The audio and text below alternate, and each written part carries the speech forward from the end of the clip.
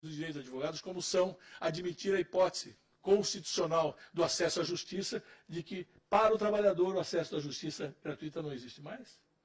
Um operário de fábrica precisa de uma perícia, ele precisa pagar o perito. Se ele perder a demanda, ele tem que indenizar o patrão, pagar as custas do processo e mais o advogado do patrão. Ou seja, tem coisas absurdas. Daí nós discutimos a possibilidade, e no Partido Democrático Trabalhista, no PDT, vínhamos discutindo um projeto nacional de desenvolvimento junto com Ciro Gomes, e discutimos com ele como é que ficaria esse tipo de coisa. Então, o papel da Casa Revisional deveria ser, ainda bem colocado aqui pelo Dr. Marcos, realmente é uma importância do Poder Legislativo. Né? Nós estamos com ele, hoje o Executivo legisla, o Judiciário legisla, quem menos legisla é o próprio Legislativo. Então, uma das primeiras coisas que nós nos comprometemos, como proposta, tem várias coisas absurdas ocorrendo no Brasil nos últimos tempos. Esses últimos 3 anos têm nos deixado profundamente preocupados. Por exemplo, a Emenda Constitucional 95, que amarrou o orçamento do Estado por 20 anos. E que é pior, amarrou de uma forma equivocada. Ele vem, vou dar um exemplo, ciência e tecnologia. Ele tinha um valor de orçamento, é contingenciado esse valor, e o valor já é mínimo, ele é contingenciado e o tal da amarração por 20 anos fica exatamente aquilo que foi liberado no ano. Então, a ciência e tecnologia no Brasil tem o menor dos orçamentos dos últimos 20 e poucos anos. E aí, brincamos quando olhamos aí tristemente o que ocorreu a semana passada com o nosso Museu da República, né? O Museu Histórico Brasileiro, aquele incêndio absurdo, e vamos ver qual era a verba que estava lá garantido para ele. Eu fiquei pasmo quando vi. R$520 mil para o ano de 2018 e só haviam sido liberados em torno de 80 mil. E aí chega lá, não tem água, não tem extintor, não tem nada. Mas aí eu fui fazer uma conta, que é aí que me assustou muito mais. É a conta dos juros que o Brasil está pagando, dessa dívida impagável, e que a gente está defendendo, inclusive, de uma auditoria pública dessa dívida. Se você dividir por 365, por 24 e por 60, 1 minuto do que o Brasil gastou o ano passado com juros e pagamento principal da dívida é mais de R$700 mil.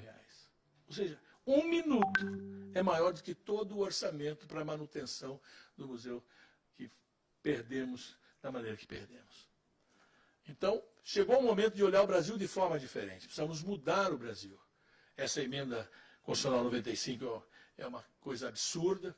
Tem uma outra que nós consideramos muito mais absurda, que foi a PEC 795, que virou lei, eu estava até pesquisando o número da lei, que correu também assim, acho que foram 15 ou 20 dias, e que deu isenção para as petrolíferas internacionais de 1 trilhão ao longo de 20 anos.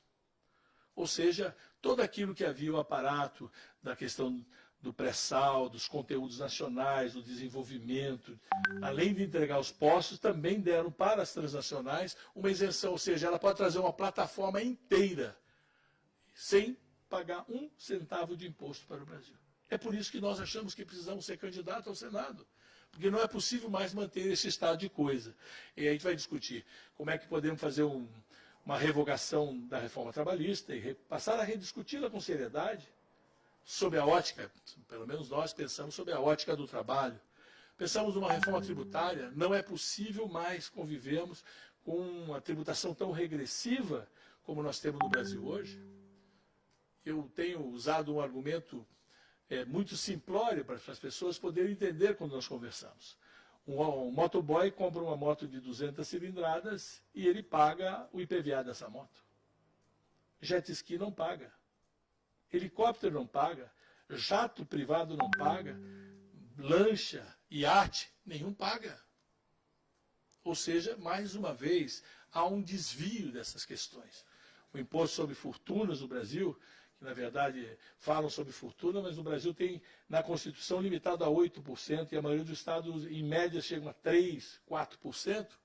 Nos outros países são 29% nos Estados Unidos, 40% na Europa e em alguns países, ou seja, precisamos também olhar nessa reforma tributária como é que nós vamos poder fazer com que o pobre, o povo trabalhador, pague menos imposto e, acima de tudo, aqueles que mais ganham possam ser tributados. Quando nós falamos desse jeito, é só lembrar a tabela do imposto de renda. Eu creio que todo mundo aqui tem ideia que ela está defasada mais de 80%.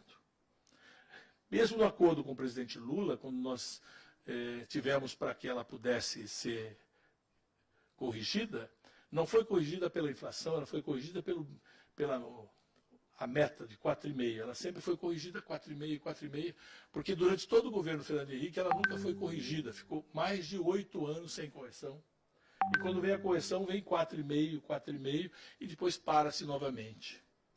Precisamos redesenhar o Pacto Federativo. Eu creio que esse é o grande papel que o Senado vai poder fazer, para a gente poder discutir que, quando foi feito o aumento dos impostos no Brasil, que saiu a carga tributária de 25 ponto alguma coisa para 35 aumentado, foi no governo Fernando Henrique, na verdade, não houve um aumento da carga tributária que distribuísse para os estados e municípios. Foram construídos o que nós chamamos de contribuições. Então, toda contribuição não é imposto. Não sendo imposto, não redistribui para estado e município. Aí você dá tarefa para os estados e municípios, aumenta a responsabilidade dos estados e municípios, só que não tem recurso para que ele execute. E aí vai ver que a segurança tem problema, a saúde tem problema, a educação tem problema. Ou seja, precisa redefinir esse pacto federativo. O presidente Ciro tem dito nos debates que temos participado que hoje 17 estados estão completamente falidos. Então há necessidade de redefinir esse pacto federativo e rearranjar essas contas. Pega o exemplo do Rio Grande do Sul, que com a Lei Candir fez a renegociação da sua dívida, já pagou essa dívida mais de 2 vezes e ainda deve uma dívida e meia, a mesma dívida que lá estava, porque esses juros são escorchantes, são juros bastante preocupantes para conosco. Então, há necessidade de olharmos. Quando nós fazemos uma curva ABC, isso é uma coisa que o administrador usa muito, vamos analisar os impactos das coisas aqui na nossa empresa, qual é a despesa que temos, fazemos uma curva ABC, o que tem mais impacto, menos impacto. Hoje em dia, de cada R$100 arrecadado pelo Estado, 51 fica para juro e dívida. Ou seja, e hoje está se rolando a dívida, a grande parte dela, quase 1,5 trilhão, são rolados em 4 dias. Então, há necessidade de se fazer alguma coisa efetiva e creio que o Senado vai ter um papel muito sério para esse tipo de discussão. Esse é o papel verdadeiro do Senado quando vem propostas para desse nível. E aí você vai entrar no descalabro da problemática da nação. Desemprego, 13,7 milhões de desempregados, 32 milhões vivendo de bico. Ou seja, você tem quase maior hoje o número de pessoas que vivem de bico e são desempregados do que o número de empregados formais. É óbvio que nós temos que discutir que tipo de relação capital-trabalho vamos ter, se os contratos deverão ser assim ou assado, mas até isso necessário se faz. E quando olhamos nesse aspecto, pensamos que o Brasil hoje tem mais de 7.200 obras paradas. Num Estado, ou para a população que é contribuinte, quando vê uma obra parada, a pior coisa que existe é a obra parada. Então, retomar o crescimento. Obras que você pode olhar que não é um problema de verba, é um problema de gestão. Posso dar 2 exemplos claros para vocês. O primeiro é Minha Casa Minha Vida, construção de habitação que resolve 2 problemas. Gera empregos imediatos na mão de obra da construção civil, alavanca a economia e, segundo, o dinheiro está carimbado, esse dinheiro tem no fundo de garantia. Não é um dinheiro novo, é dinheiro que já existe no fundo de garantia. O segundo é uma coisa muito necessária para o Brasil, que é saneamento básico. Em torno de 23% do Brasil é que tem saneamento básico hoje. Isso é obra, também tem dinheiro carimbado para isso no fundo de garantia. É para isso que temos aquele fundo. Então, esses 2 indutores imediatos, no sentido de que nós possamos gerar empregos imediatamente, nos dá a certeza que se apertarmos esses parafusos, ajeitarmos essas coisas, 2 milhões de empregos são gerados imediatamente, no primeiro ano de mandato. É possível, e a partir daí, ver todos os demais vetores que nós possamos ter. Além disso, posso falar do consumo das famílias. Fomos descobrir, isso é uma tese que Ciro Gomes tem trazido e nós estamos discutindo, nos assustou muito ver que 63 milhões de brasileiros estão com o seu nome no SPC. Quando soubemos desse número, esse número nunca saiu na mídia, quando nós soubemos desse número, nos assustou. E a partir daí, fomos conferir e era verdadeiro. E criou-se uma proposta dentro do programa de governo para retornar o consumo das famílias. Ou seja, não é resolver o problema, porque quando se fala de resolver o problema daqueles menos favorecidos, há uma chiadeira geral, mas quando se dá um refis que dá 350 bilhões para as empresas, ou isenção de 1 trilhão para as transnacionais, aí pode.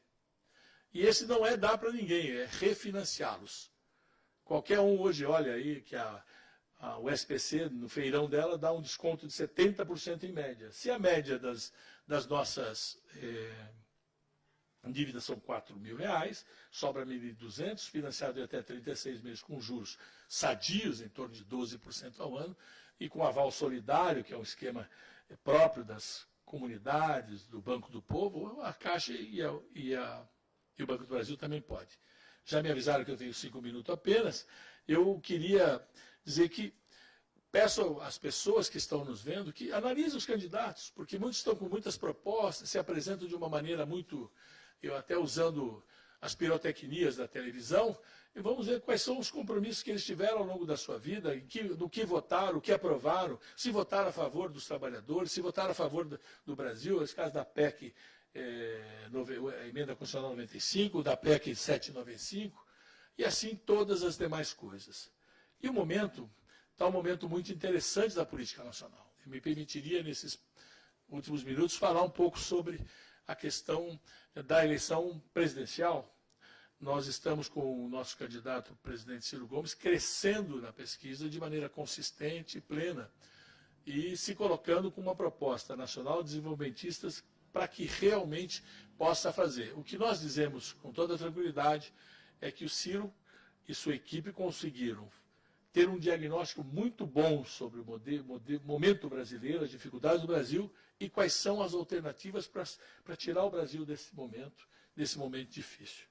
Então, esse crescimento constante provavelmente nos levará ao segundo turno, o que poderemos ter mais tempo para discussão em nível nacional, porque hoje, com o tempo que temos de televisão, face a essa legislação que foi construída para os mesmos, né? Infelizmente, é bom a gente se lembrar que tem uma coisa que eu brinco muito, as pessoas estão dizendo não vou votar, vai pagar uma multa de R$3,49 ou R$3,51, não sei o valor da multa, e não sabem nem o que vai acontecer com esse dinheiro da multa. Na última eleição arrecadou 90 milhões, doutor Marcos. O senhor sabe para onde vai esse dinheiro?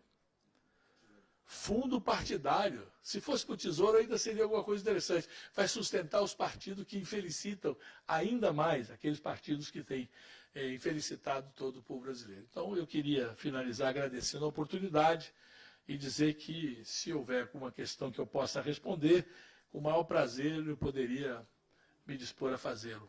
Então, meu nome é Antônio Neto, eu sou o candidato do Ciro em São Paulo, 1, 2, 3.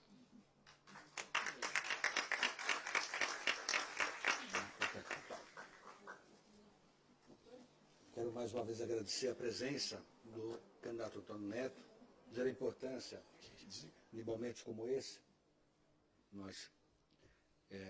Eu tenho nessa casa uma casa democrática que permite esse tipo de exposição que é tão difícil. A gente, conversando até com os outros candidatos também, é muito difícil o candidato conseguir para Senado, que é uma casa tão importante, conseguir apresentar suas propostas. Nós, na casa, temos como bandeira a defesa da advocacia, a defesa da cidadania. Um dos eixos é o direito de defesa, preocupação muito grande com o direito de defesa. Não há democracia onde o cidadão não possa defender os seus próprios direitos. E nós sofremos, muitas vezes, medidas, propostas legislativas como reações a ponderações ou a posições que a entidade tem tomado ao longo da sua história. Não raras vezes, os projetos, por exemplo, acabando com o exame de ordem. O exame de ordem, que é uma criação não brasileira, ele passa por todos os países que valorizam a sua justiça, Europa, Estados Unidos, enfim, os países que valorizam a justiça têm exame de ordem. Só que aqui no Brasil ele toma uma proporção diferente, porque nós temos no Brasil mais de 1.300 faculdades de Direito. Só nesse ano foram criadas novas 130 faculdades de Direito. O mundo inteiro somado tem 1.100 faculdades de Direito, o que mostra que esse número evidencia uma distorção gravíssima, onde as autorizações se dão e são solicitadas, não mais às vezes, embora nós, tanto no público quanto no privado, nós temos faculdades muito qualificadas, mas nós temos uma quantidade muito grande de faculdades que têm a preocupação exclusivamente mercantilista, verdadeiros estelionatos educacionais, e que vão gerar um contingente gigantesco de pessoas que se formam com muita dificuldade, não raras vezes a dificuldade da sua família, mas que ao final, embora tenham procurado durante o curso se preparar para isso, a faculdade não deu condições para que ele acabasse com capacidade técnica para defender os direitos do cidadão. Quando falamos de exame de ordem, falamos de direito na proteção ao cidadão, que quando busca um advogado, uma advogada, tem que saber que vai encontrar naquele profissional alguém qualificado tecnicamente para a defesa dos seus principais valores, dos seus principais direitos. Direitos à vida, à liberdade, ao patrimônio, ao trabalho. De forma que nós estamos também promovendo esse encontro para esclarecer a importância do direito à defesa, do exercício da advocacia, e certamente contaremos com o candidato Antônio Neto no Senado, caso eleito, a defender esses valores. São valores de cidadania, num país tão tristemente marcado por direitos que são consagrados e que o Estado não consegue fornecer ao cidadão. Então, agradeço mais uma vez ao deputado, ao candidato Antônio Neto, desejo sucesso na sua empreitada. E vamos agora promover o registro da assinatura do termo de compromisso, com eleições limpas, eleições conscientes e com o exercício do mandato de forma bastante republicana. Assino com muito prazer, muita honra. Está sendo feito o registro ali.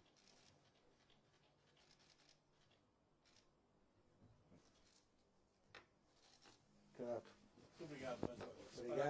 Obrigado por ter vindo. Eu que agradeço.